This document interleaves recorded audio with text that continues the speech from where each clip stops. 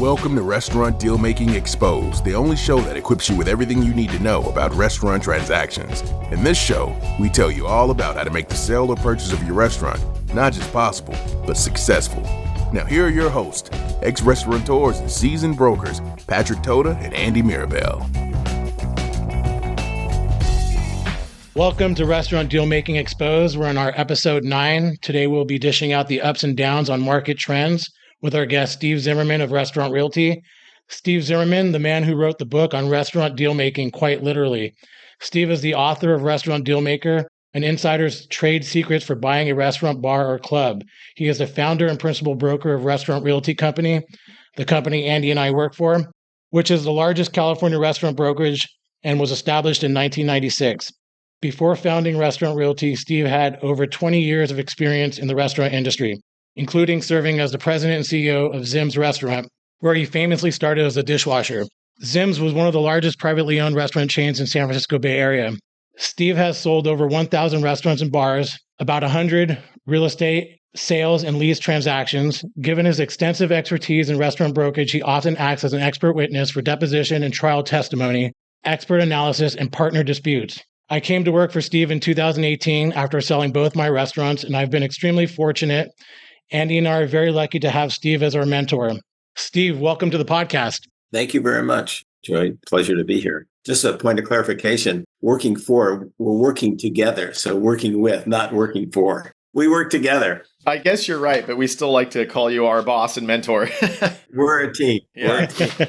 Well, it's a good team. I know Patrick's your second favorite. I must be your first, but I mean, we won't go there yet. Okay. So, I just wanted to chime in and say hi and let our listeners know that, I've worked with Steve in Restaurant Realty Company since early 2019, I should say. And he's just been a mentor to me. He's trained me on everything because I had no background in commercial. I had no background in residential. So I really was starting fresh. All I knew was restaurants. His top agent, Keith Simpson, said, "Hey, you'd be good at this." And I had already talked to Steve previously over years when I had my own restaurants at multiple occasions. So we kind of had an ongoing conversation. And I was very thankful to have an opportunity to work with the brokerage. And because I lost my restaurants in the pandemic, selling one and losing the other, I kind of got pushed full force into being a restaurant broker with Steve and team. And it's been the best blessing that I have had, and I'm very happy doing it. So thank you, Steve. I want to test you a little bit. Do you know what the term OG is? Oh, goodness. Oh, my God. Okay. All right. Not to age you. You're the original gangster. He's the OG. I'll call him the OB, though, the original broker. He's the guy who wrote the book on selling restaurants. So sorry for a little tongue in cheek, but thanks for being here. I guess today, one of our main goals is to kind of let our listeners know kind of the ebbs and flows, the ups and downs, and the trends that have happened over time through different market downturns and upturns, I guess. So really, I wanted to start by kind of, getting an overview of what has happened when the first .com bubble of the 2000s. We had that first. Steve how old was the brokerage in 2000 or so? We started in 96, so about, 5 years. So that was your first major, oh my God moment, not knowing probably what was going to happen. Of course, we'll get to 2008 with the housing crisis and then the pandemic. But let us know kind of with the .com bubble being your first major economic downturn and crisis, what happened for you, the brokerage, and the trends for buying and selling? Yeah, I would say that we were, every year that I was progressing in the business, things were increasing, including going through the .com bust. I did not feel any impact of the .com bust. I mean, the reality is restaurants sell all the time. As I think most of your listeners know, there's a very large failure rate for independent, non-franchise chain restaurants. And so you have that continuous turnover, irrespective of whether there's a major crisis such as, COVID or the .com boom, et cetera. And so we will see in our sales trends that it's pretty consistent.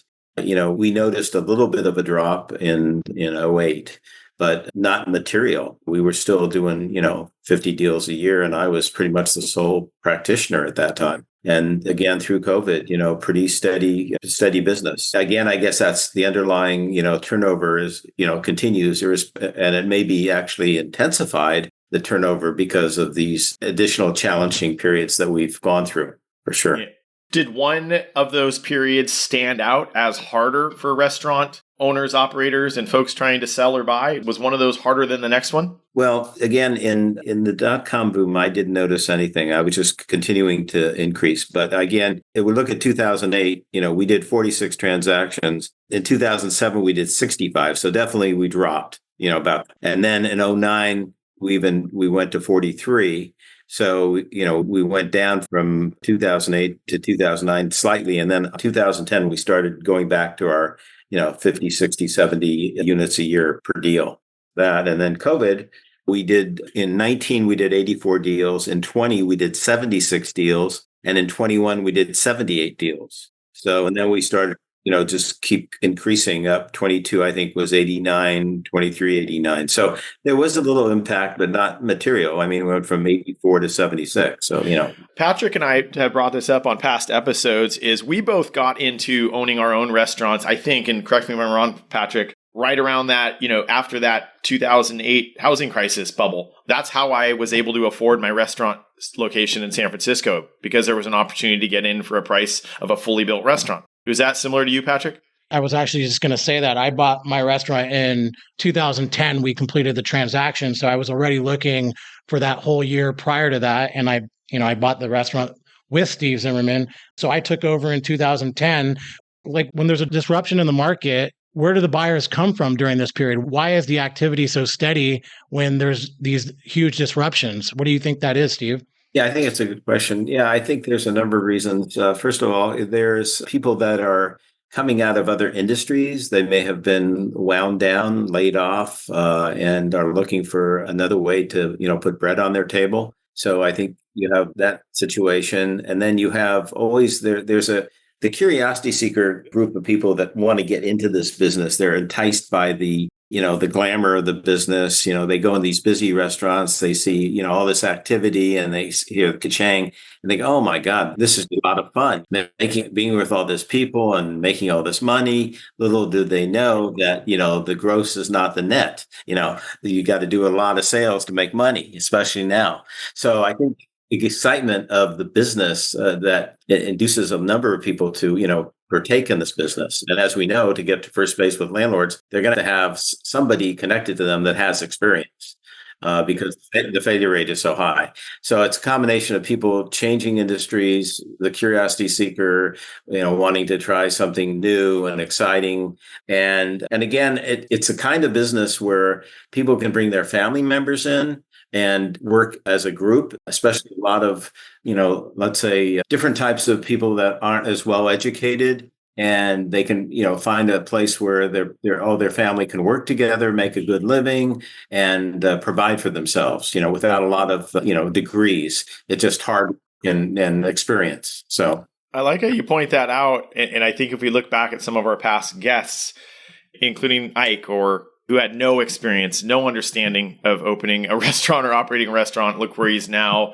Who else did we have? We have an attorney who would rather be running a restaurant if he really could, if he wanted to, So there's a lot of folks from a lot of different, swaths of life that it's enticing to. It looks exciting, but it's hard, as Steve pointed out. Andy, did you also find that since you were right after that housing bubble of 2008, and I felt like for the first time in my life when I bought my restaurant, I got in at the bottom, and when I started to ride out that wave, I felt like I, was going through this next big wave, and it was like the first time I ever timed something perfectly. Did you feel the same way with your restaurant? Yeah, I did. A couple different layers to that is, one, I also bought my home in San Francisco in 2009, and I felt like that was one of my better decisions because the housing market dropped, and then I bought the restaurant. So yeah, I agree with you. I think it was a really nice organic climb back out of that 2010 and beyond with the restaurant sales and so on.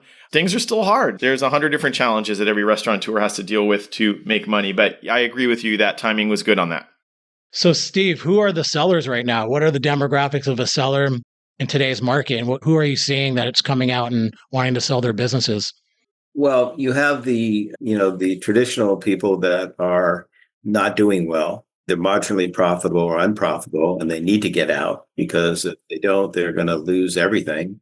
You got people, again, that need to get out for health reasons, for partnership disputes, family issues, et cetera. So you have that continued turnover. And then you have the baby boomers, they get older every year and they have reached a high level of frustration, having gone through COVID and the dot-com boom and the Great Recession, and they're not making the kind of money that they used to make, and they're probably working harder and making less money, and they don't see any, and they don't see anything rewarding at the end of the rainbow. So they're going out and physically, emotionally, they can't deal with it anymore. So that's a big part of the seller group. And, it's just unfortunate that so many people, are getting out on a much lower basis than they anticipated, and especially these older people that were counting on this as retirement. In fact, we're closing a deal today down in the south part of the state.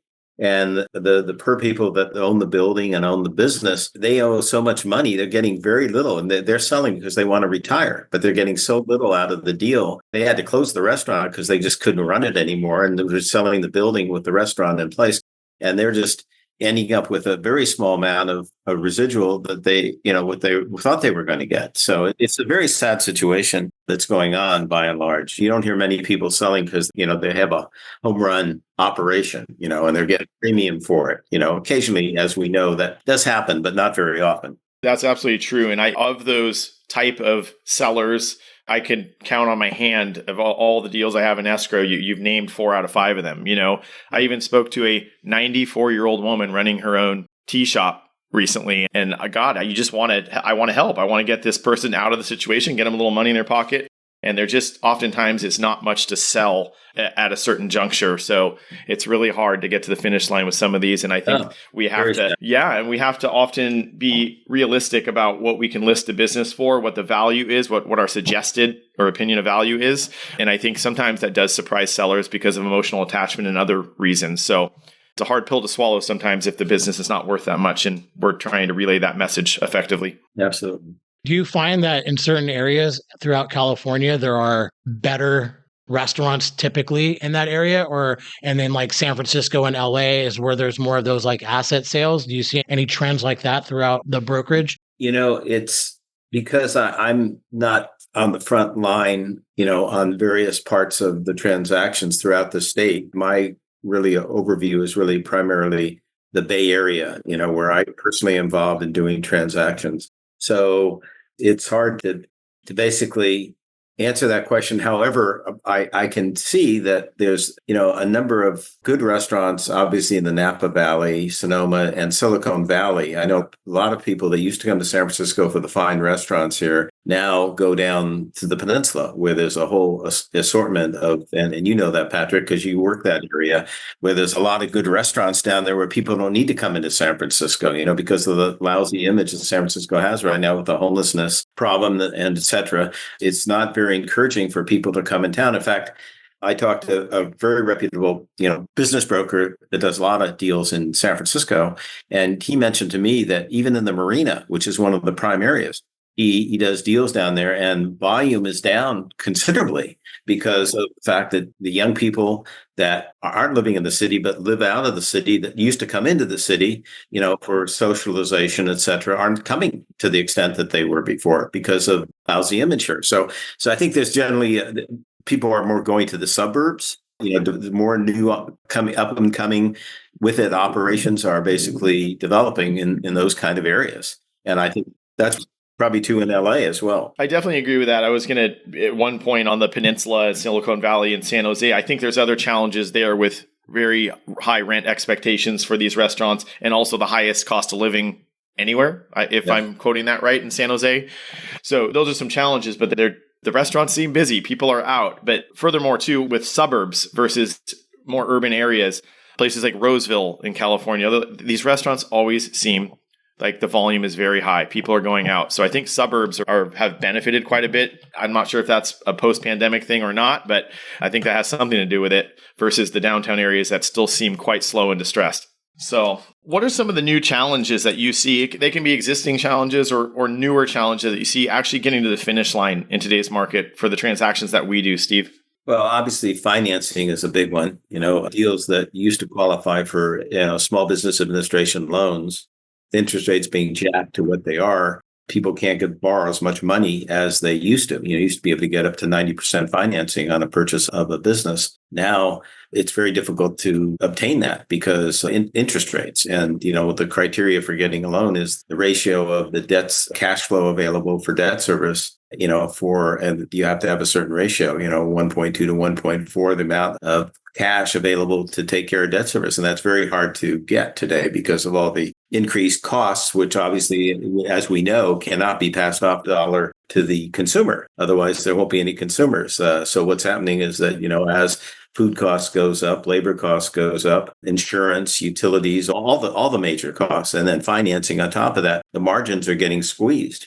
And there's only so much disposable income in there. People's priority, obviously, for, groceries and shelter and their basic food needs. So I think to a large extent, people are not going out as much and because they don't have the money to do so, or they're trading down to different lower priced operations, or they aren't going out at all, just as much. It's just they don't have the money, and they're not everywhere is Silicon Valley, as we know.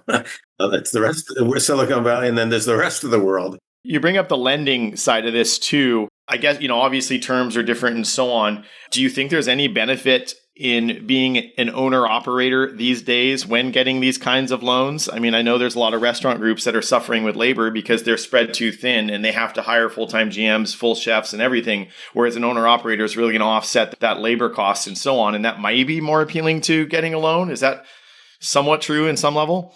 Well, I think in most of the cases, most of the deals I do, the owner is the general manager, so to speak. He is offsetting management costs to the tune of his involvement running the place and functioning as general manager. This is really a large type of thing where you have layers of management, and then the owner is just sort of an overall supervisor type. Yet then it's a different story. But again, I think everybody still has the same problems. I mean, the reality is the gross is not the net. You can see people doing great volumes, and if you look at their net profits, currently going back 4 or 5 years from now with volume maybe a little less, but with inflation similar. You take the net of inflation, go back you see that the net profit numbers are higher because they aren't facing the kind of challenges with the costs they're dealing with today. It's just a reality. And you're seeing that as well, I'm sure, in the analysis that you're doing of the restaurants you're selling, listing. Mm-hmm. Yeah, absolutely. Patrick, what are your main challenges right now? Depending on the area, if I compare like San Francisco to, selling a restaurant in Redwood City or Palo Alto, you're looking at a major difference in an asset sale price of a restaurant in San Francisco versus selling just an asset sale in like Palo Alto. Big, huge difference, right? And then, I think as I get out of San Francisco and out into the suburbs, I think it's absolutely accurate. I think restaurants are making more money. I think a lot of people are doing business in the areas that they're living in, whereas before San Francisco was this like mecca of fine dining. Now chefs are throughout the state. With the pandemic, I think that it disrupted so much that you can have a chef go back to their home area in some place that they live in California and do quite well there. They don't need to be in San Francisco or in downtown LA or something like that. And so I think those are just the different challenges and the different trends that I'm seeing right now. I have quite a few chefs that actually want to move out of state. Try this somewhere else.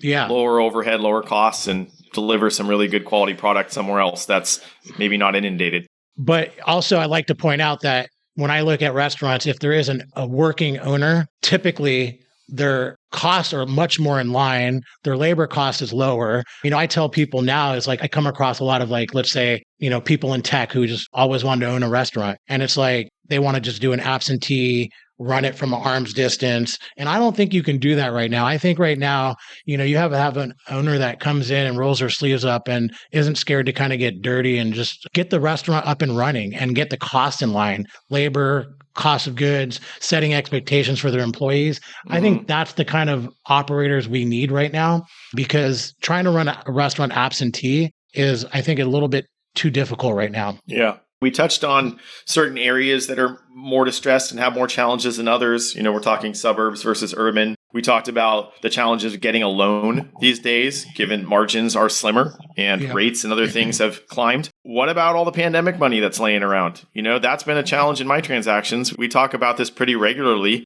A lot of folks took really large EIDL loans during the pandemic. And unfortunately, if you took this big loan and the business is not rebounded, the value of the business is very often less than the loan balance you have.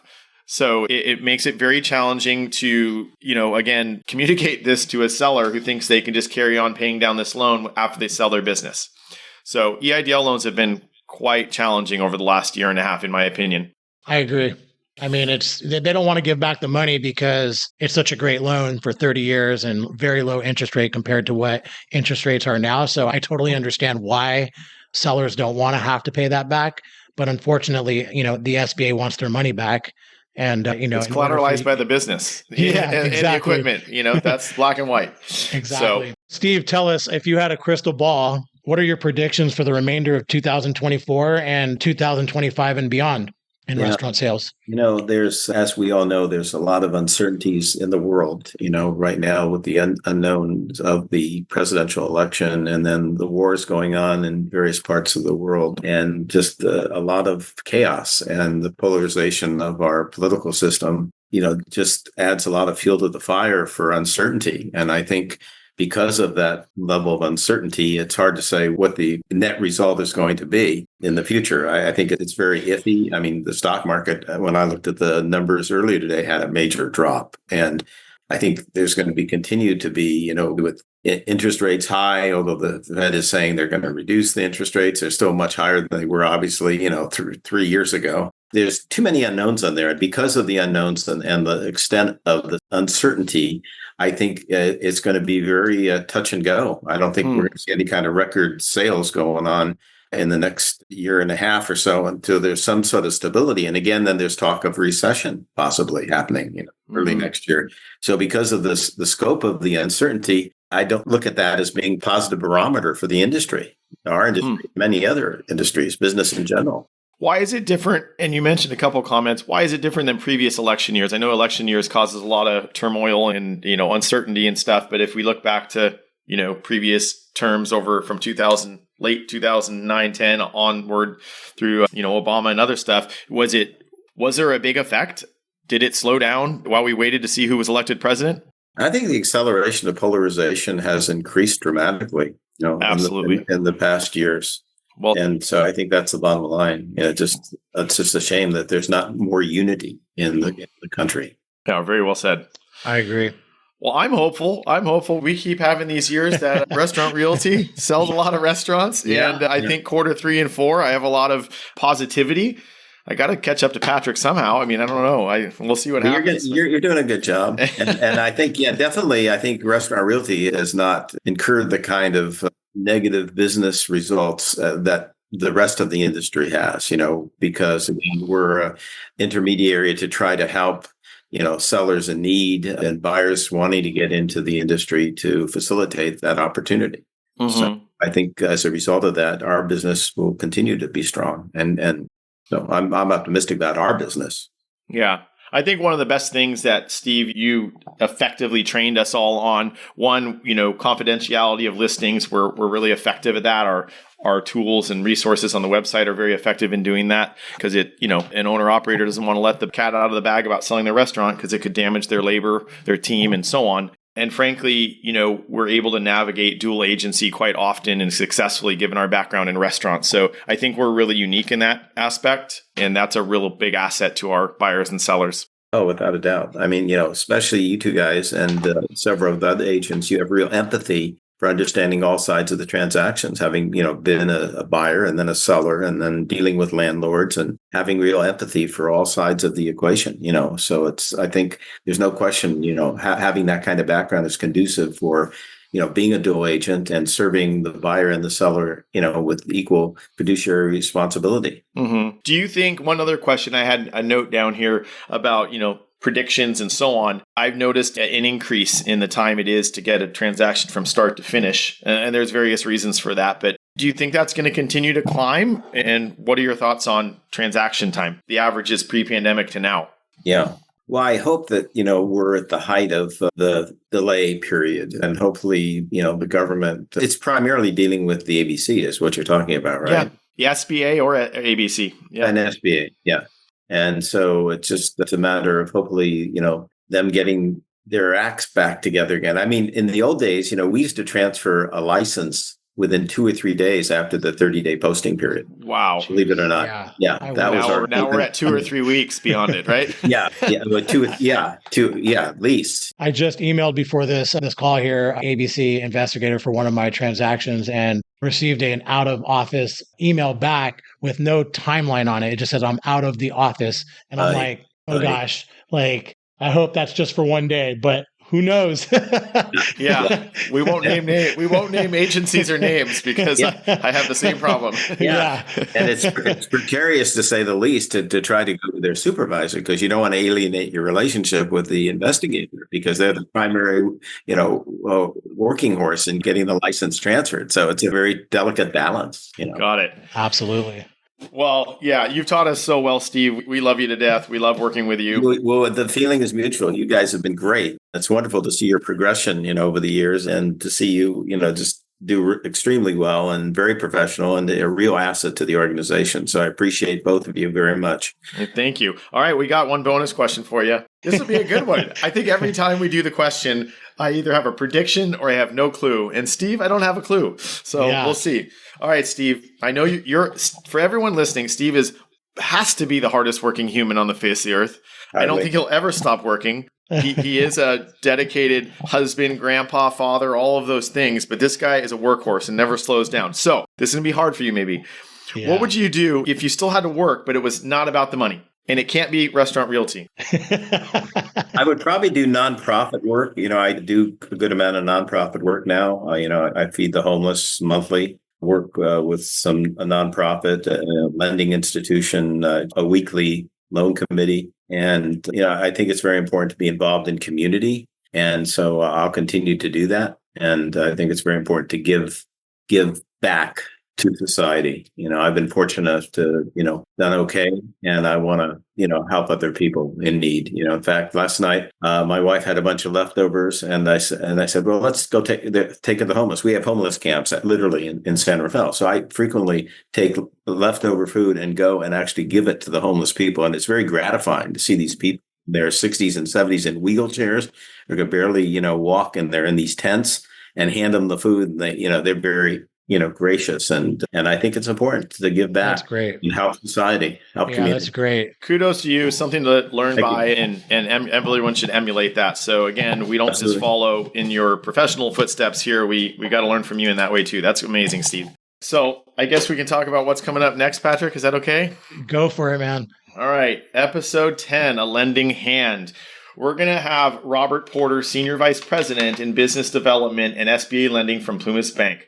He's been in the game since '89, and he lends in multiple Western states. He specializes in SBA 7A loans for the purchase or startup of a business, as well as SBA 7A and SBA 504 loans for the purchase of real estate, for a small business, investor loans, or for the refinance or purchase of commercial real estate and conventional loans. Bob works with Restaurant Realty as a lender more than any other lender. We'll give you some of those numbers on that episode. It's really great for those listeners out there who want to consider funding for a restaurant project that they're going to do with us. So please tune in on that. I think it'll be very useful. And again, thank you so very much, Mr. Steve Zimmerman. We love you, and I appreciate you sharing the time. Thank you so much, Steve. My pleasure. Love you as well. Thank you. If you enjoyed today's show and don't want to worry about missing an episode, you can follow the show wherever you listen to your podcasts. And if you found today's episode interesting or useful, please share it with someone you think would benefit, and consider leaving a rating and review. Reviews help restaurant owners or buyers just like you discover this podcast and benefit from the important topics covered in the episodes. Your opinion matters to us as a listener, so feel free to leave topic suggestions and feedback for us, as we will use these to tailor the episodes to you and help you get the most out of listening. Thank you all for listening to this week's episode of Restaurant Deal Making Exposed. If you're considering selling your business and would like a free consultation, reach out to Patrick and Andy at therestaurantsalesbroker.com or visit www.therestaurantsalesbroker.com to learn more.